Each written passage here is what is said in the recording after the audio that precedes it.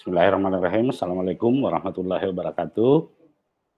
Bertemu lagi kita di pendidikan seni untuk SD.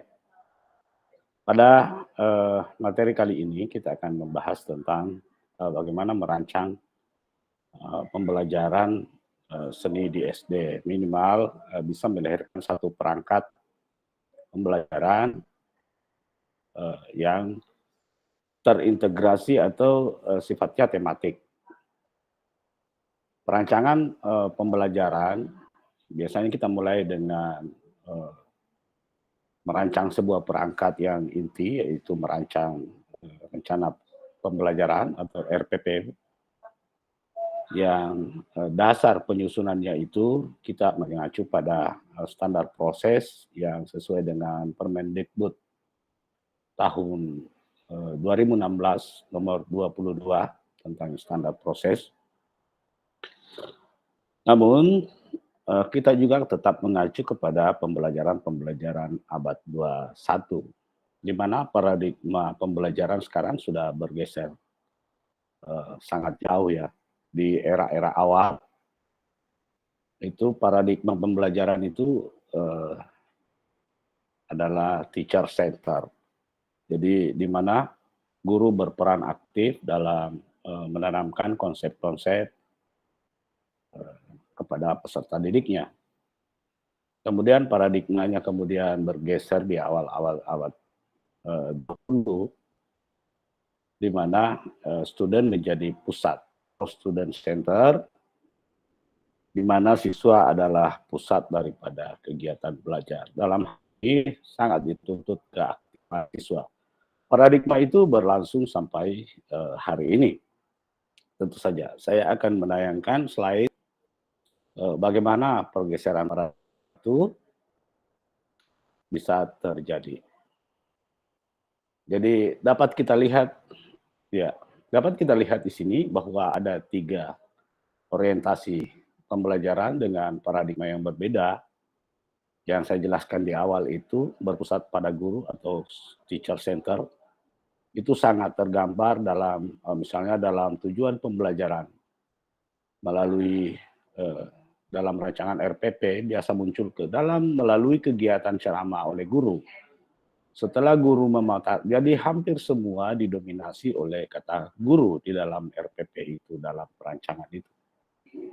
Kemudian karena paradigma bergeser sebagai peserta didik sebagai pusat pembelajaran, maka di sini diharapkan siswa itu lebih banyak yang aktif. Nah, muncullah kalimat-kalimat atau kata-kata yang berkaitan dengan guru tadi tergantikan subjek belajarnya itu siswa. Dapat kita lihat di sini dalam rancangan tujuan pembelajaran, dalam sebuah RPP itu bisa sebagai contoh di sini misalnya setelah mengamati gambar tumbuhan, siswa dapat. Nah, ini terlihat bahwa siswa yang aktif. Demikian juga dengan tujuan pembelajaran yang kedua, di sini sudah mengintegrasikan TPACK tadi ya, TPACK TIPEK, sudah ada teknologi, sudah ada pedagogi apa yang harus dilakukan, dan content knowledge apa yang akan dipahami. Kemudian setelah membaca teks di PowerPoint, siswa dapat membuat. Nah, ini membuat ini adalah sebuah kata kerja yang levelnya tinggi, level 6 ya. C6 ini dalam taksonomi Bloom. Dan terlihat bahwa siswa aktif. Namun paradigma itu bergeser. Paradigma ini, orientasi pembelajaran ini masih dilakukan sampai hari ini. Sekarang perlahan-lahan, karena tuntutan kecakapan hidup abad 21 yang mensinyalkan bahwa salah satu kecakapan hidup yang harus dimiliki oleh manusia-manusia yang hidup di abad 21 itu adalah kemampuan berkolaborasi. Maka muncullah orientasi baru dalam pembelajaran kita, itu bagaimana mengkolaborasikan antara guru dengan peserta didiknya, dan itu tertuang dalam rancangan perangkat pembelajaran yang disusun. Atau dalam RPP, misalnya di sini dari tujuan pembelajaran yang tadinya hanya siswa, berpusat pada siswa, yang di awalnya itu hanya guru, kemudian beralih ke siswa, sekarang bersama-sama. siswa dan guru berdiskusi. Jadi ada kolaborasi yang terjadi di dalam proses pembelajaran. Itu tergambar dalam tujuan pembelajaran yang dituliskan dalam RPP. Setelah bermain peran bersama guru, jadi siswa dan guru bersama-sama terlibat dalam pemeranan dalam sebuah metode pembelajaran yang digunakan misalnya dalam role play. Paradigma inilah yang mendasari bagaimana penyusunan sebuah perangkat pembelajaran itu disusun. Apakah berpusat pada guru dan ini sebaiknya ditinggalkan. Atau berpusat kepada peserta didik, ini masih berlaku, jadi masih tercentang hijau ya. Kemudian sebaiknya kita mencoba bagaimana mengkolaborasikan antara bagaimana guru dan peserta didiknya berkolaborasi dalam sebuah kegiatan pembelajaran sehingga dicapai kesepakatan tertentu tentang konsep-konsep yang bersama-sama dipelajari. Oke, baik, kita lanjutkan. Saya beralih pada bagian ini. Di bagian ini ada yang diperbandingkan, bahwa di behavior, jadi di condition itu terlihat dominannya. Guru memberikan apersepsi, guru memberikan pertanyaan. Siswa, atau di sini pada bagian ini siswa menyimak apersepsi dari guru, atau siswa bertanya jawab dengan guru. Namun dalam paradigma terakhir, prinsip kolaborasi dan kecakapan hidup abad 21 yang ingin dicapai, maka siswa dan guru itu bersama-sama menyimak dalam satu cerita. Jadi tidak bisa lagi siswa menyimak video misalnya, kemudian gurunya main HP, itu nggak bisa lagi dilakukan. Mentang-mentang kita katakan siswa yang aktif. Nah, dalam paradigma pembelajaran abad 21, prinsip kolaborasi itu tidak hanya berlaku untuk siswa, tetapi juga berlaku untuk guru. Sehingga dalam menuliskan tujuan pembelajaran, menuliskan kegiatan inti dalam pembelajaran, kata siswa dan guru itu sebaiknya disertakan. Jadi misalnya menyimak, siswa dan guru bersama-sama menyimak video. Setelah itu apa? Dan seterusnya. Itu adalah paradigma terbaru dalam orientasi pembelajaran kita. Itu yang perlu dipahami bersama. Kemudian di dalam menyusun kegiatan-kegiatan ataukah di dalam menyusun konstruk pengetahuan itu kita dipandu oleh banyak digunakan sekarang itu taksonomi Bloom, baik edisi lama maupun edisi revisi. Di dalam taksonomi ini bahkan sudah ada yang membagi bahwa ini masih low order, ini masih high order, dan seterusnya, sampai kita mengenal ada istilah C1 sampai C6. Tentu saja, dasar pemilahannya adalah pengetahuan-pengetahuan yang tersusun di dalam materi-materi. Ada pengetahuan faktual, ada pengetahuan konseptual, ada pengetahuan prosedural, dan bahkan sampai kepada metakognisi. Pengetahuan faktual yaitu pengetahuan-pengetahuan yang hanya bisa diperoleh melalui, bisa saja hanya disebutkan, hanya diingat, dan seterusnya. Misalnya nama orang tidak perlu dianalisis, itu faktual namanya. Atau kapan Hari Merdeka Indonesia apa? Nah, itu hanya pengetahuan-pengetahuan yang hanya perlu diingat. Kemudian sampai kepada level pengetahuan konseptual, yaitu bagaimana menjelaskan dan klasifikasi dan seterusnya. Itu sudah diramu dengan baik dalam taksonomi yang dibagikan kepada kita, yang disusun oleh Anderson dan Kratzol sebagai penyempurnaan dari taksonomi yang disusun oleh Bloom. Nah, bagaimana memposisikan Lodz di dalam menyusun sebuah perangkat pembelajaran? Baik itu perangkat pembelajaran untuk muatan mata pelajaran yang basisnya sains atau social science, misalnya seni. Itu tidak diklasifikasikan. Mereka itu sama saja, tetap bisa menggunakan kedua-duanya, baik di social science maupun di sains tadi. Misalnya, jika indikator itu dalam kata kerja disebutkan kata, tapi ini bukan satu-satunya ya. Ini adalah salah satu alat deteksi dini. Jadi kata kerja operasional yang digunakan di dalam menyusun indikator itu bukan satu-satunya ukuran yang menentukan bahwa indikator ini HOTS atau LOTS. Tetapi salah satu.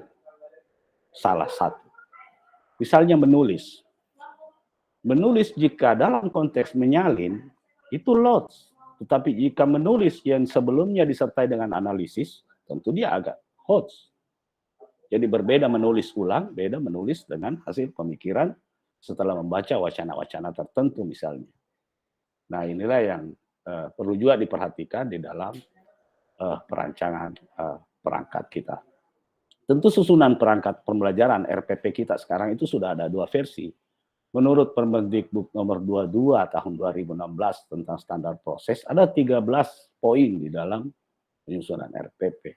Tetapi di dalam permen yang terbaru yang dikeluarkan oleh Bapak Menteri Pendidikan dan Kebudayaan Nadiem Makarim, itu hanya minimal memuat 3. Jadi rancangan perangkat pembelajaran itu minimal memuat 3. Nah, ini tentu saja bukan tanpa alasan. Berbagai survei dilakukan, penelitian dilakukan. Ada yang mengatakan bahwa perangkat pembelajaran itu menjadi beban administratif bagi seorang guru atau calon guru. Namun di sisi lain, kita sangat menyadari bahwa pembelajaran yang dilakukan dengan perancangan perangkat yang baik saja belum tentu bisa memunculkan proses pembelajaran yang baik. Apalagi jika pembelajaran yang tidak dirancang sebelumnya atau tidak dipersiapkan sebelumnya. Dapat kita lihat di sini bagaimana contoh penerapan HOTS dalam baik di indikator maupun di tujuan pembelajaran tadi. Jadi jika hanya mengacu pada kata kerja operasional, maka kita bisa melihat. Nah sekarang ada wacana seperti ini. Mengapa tujuan pembelajaran kedua dan ketiga pada kolom HOTS itu berorientasi HOTS? Mengapa? Ini coba kita renungkan. Kenapa membandingkan atau menilai bentuk itu dikategorikan sebagai hard order thinking skill? Terlepas dari posisi dia berada di C4 atau C5, tetapi coba analisis kenapa membandingkan itu 2 bentuk minimal misalnya masuk dalam kategori high order thinking atau HOTS. Ya, tentu dapat kita lihat bahwa untuk membandingkan sesuatu kita harus mengenali terlebih dahulu sesuatu itu. Jadi kita mengenal sesuatu yang satu secara mendalam, kemudian mengenal lagi sesuatu yang salah, yang kemudian membandingkan perbedaan-perbedaan, tentu membutuhkan proses-proses berpikir yang analitik. Membutuhkan proses-proses berpikir yang lebih tinggi. Nah inilah yang menyebabkan sampai jadi tidak hanya karena dia berada dalam kategori C4 sampai dikatakan HOTS, tetapi memang proses berpikir kita itu lebih kompleks dibandingkan sekedar mengingat, menyebutkan, menjelaskan, atau mengidentifikasi.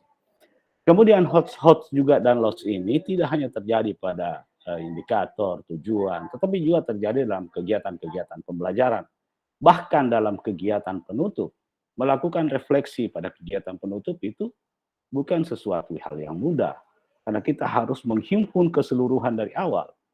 Pembelajaran mulai dari persepsi, sampai kepada akhir daripada pembelajaran, kita ramu, kita sarikan, kemudian kita bisa baru menarik kesimpulan apa yang terjadi.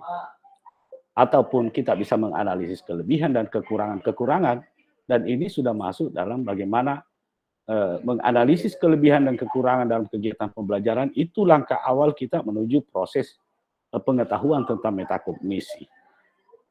Ya, jadi kalau Anda mulai mengetahui, Anda mulai mendeteksi kelebihan Anda, mulai mendeteksi kekurangan-kekurangan, dan mulai menyadari kelebihan Anda, bahwa itu adalah langkah awal Anda menuju metakognisi. Dan metakognisi nanti ini akan memunculkan bagaimana Anda mampu meregulasi diri dalam pembelajaran. Meregulasi diri dalam pembelajaran, terutama di era Merdeka Belajar dan Kampus Merdeka di masa daring ini memang benar-benar dibutuhkan karena instruksi-instruksi di dalam pembelajaran tidak lagi berpusat sepenuhnya kepada dosen atau guru, tetapi bagaimana mahasiswa atau peserta didik atau siswa itu sendiri merancang, menentukan tujuan, di mana dia belajar dan seterusnya, sehingga pembelajaran bisa lebih bermakna. Saya kira itu pengantar kita untuk hari ini.